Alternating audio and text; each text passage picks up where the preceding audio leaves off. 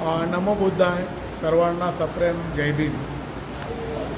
माजी श्रामणेर असोसिएशन यांच्यातर्फे हे 56वं शिबिर आकुर्डी येथील तक्षशिला मित्र संघ या बुद्ध विहारामध्ये संपन्न होत आहे.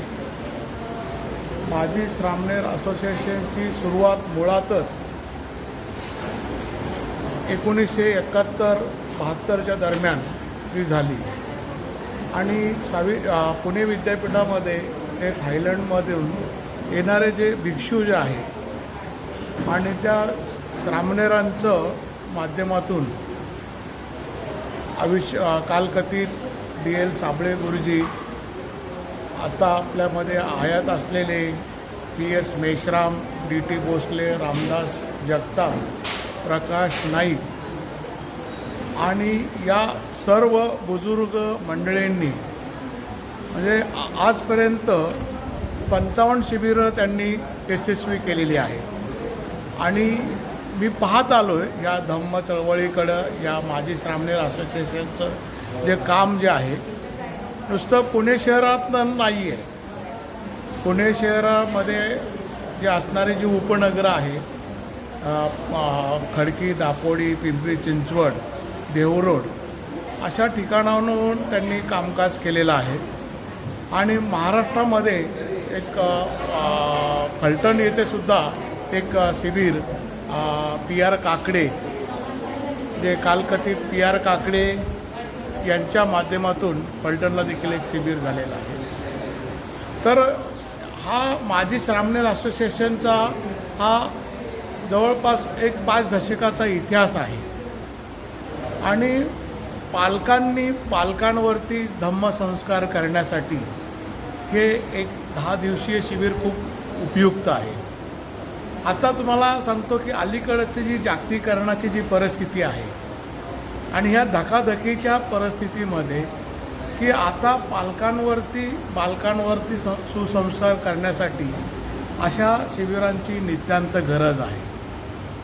आज जर आपण मुलं पाहिली म्हणजे वयोगट आपण जर सांगितलं की 15 ते 35 हा वयोगट हा उत्पादक वयोगट आहे, की हा एक प्रॉडक्ट ग्रुप आहे की काहीतरी याच्यामध्ये तो हातभार लावत असतो.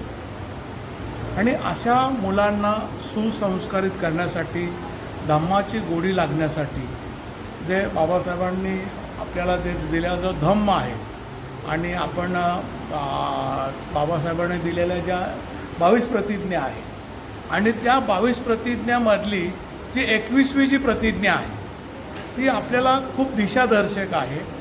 नागपूर या ठिकाणी 14 ऑक्टोबर 1956 रोजी बाबासाहेबांनी 21व्या प्रतिज्ञेमध्ये सांगितलं की आज माझा नव्याने जन्म होत आहे.